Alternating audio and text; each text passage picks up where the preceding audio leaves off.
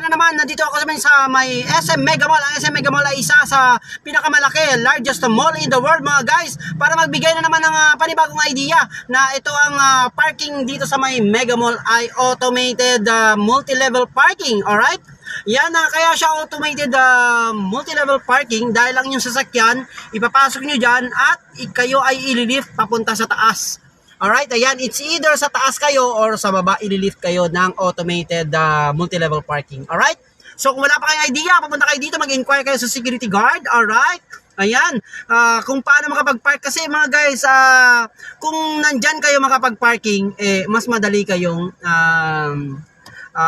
makalabas. O, di ba? Kung unlike doon sa mall pa kayo sa looban, hahanapin nyo pa. Diba? So dito, paglabas nyo lang ng mall, nandiyan na kaagad ang sasakyan nyo.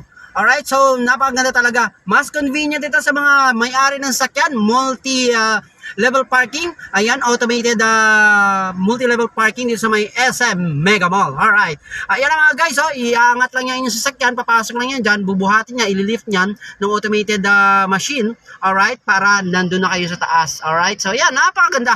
Ayos! Woo!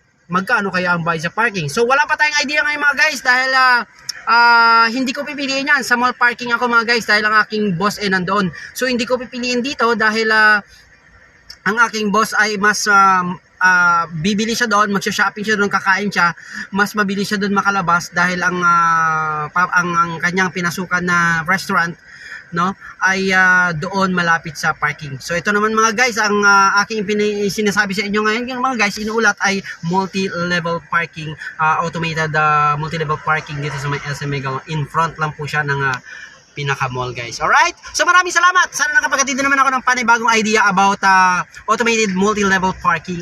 Okay? So on the next moment natin na pagbigay idea ay aalam natin kung magkano ang bayad dito. Alright? So have a blessed day everyone. It's January 15, 2024. Yes, Mega Mall.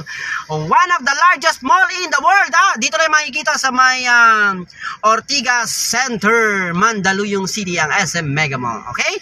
The signature of SM Mega Mall. Hindi natitinag sa pinakamalaking mall sa buong mundo ang SM Mega Mall.